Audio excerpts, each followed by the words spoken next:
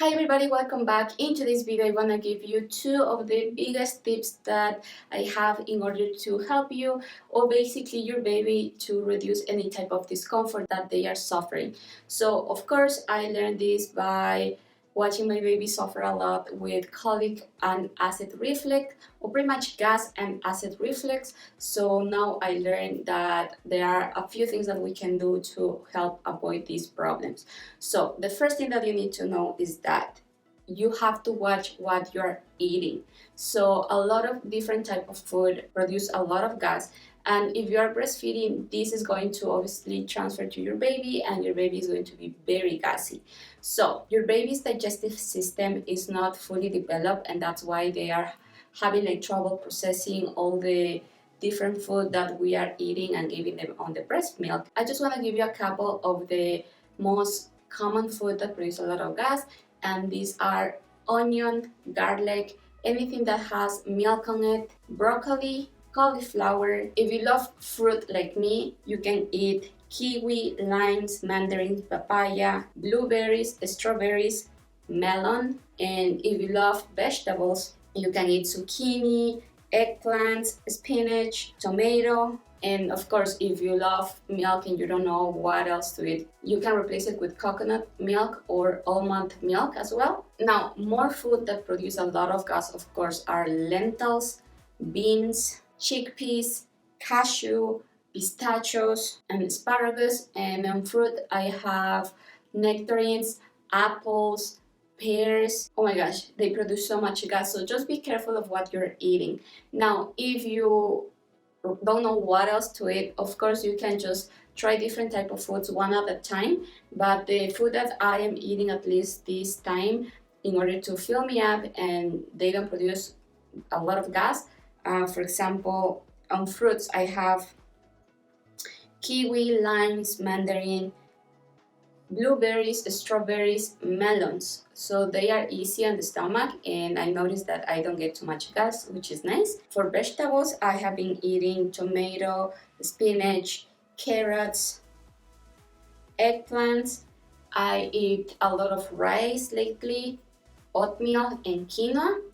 And of course, I will mix that with a lot of chicken or beef, so just to fill me up. Of course every person is different, so one tip that I can give you, just try one day one specific food and see if that will affect you or will affect your baby. And of course if you notice that your baby is having a lot of gas, don't forget to ask your doctor and see what's happening, because sometimes it could be colic, which sometimes doctors will recommend some medication to help them avoid that pain, as well as giving them massages on the stomach will help. What we noticed that depends on the position that we put my baby on, it will help remove the gas. So if he's kind of sitting on our knees, he will fart a lot, and of course that will relieve some of the discomfort. And with the diet that I have been having lately, we noticed that the baby is not as gassy and he feels much better. Now, the second thing that this week we learned is that acid reflux is such a horrible thing, and I noticed the difference between acid reflux and gas. So gas, of course, you will hear the stomach like grumbling there, and then you will hear that. But with acid reflux, what was happening is that my baby was eating and then he started crying. He felt so uncomfortable, started like moving a lot and just stopped eating. And then once again he will come back to my breast, eat a little bit, cry. So he will be like there for like 10 minutes eating and crying, eating and crying. So what we noticed that every time that we put him upright, he will calm down, and that's why we noticed that it's acid reflux. So our mistake was that we were not taking a lot of time burping him, and of course we just put him on his crib kind of after 5 minutes. So what we learned is that we need to put him in like a upright position so the milk will go down to the stomach and settle down there. And of course, after that, we will be burping him for like 10 minutes. And in this upright position, we noticed such a big change when we start doing that.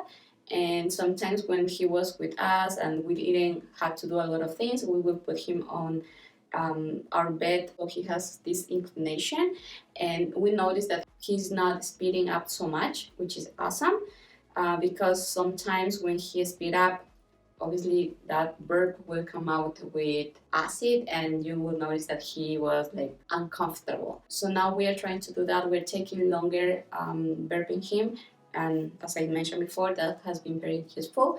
Now, once again, if you notice that your baby is not calming down, and just don't forget to talk to your doctor and see if he can prescribe something. And this, what I'm telling you, is just normal things that we're doing at home, and it has been useful for us. But once again, do not forget to talk with your doctor and see what he says.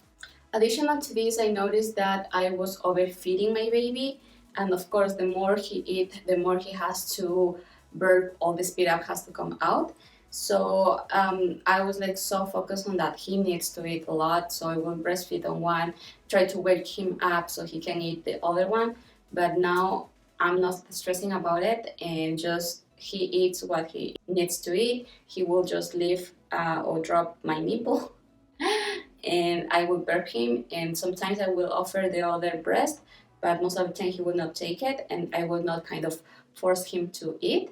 So that has been useful as well. So overfeeding is as well bad, so just be careful with it. And that's it. This is the video for today. I hope this is a little bit useful for you. Don't stress out, just do your research, and I hope your baby is okay. Once again, thank you so much for watching. Don't forget to subscribe and share. See you soon. Bye.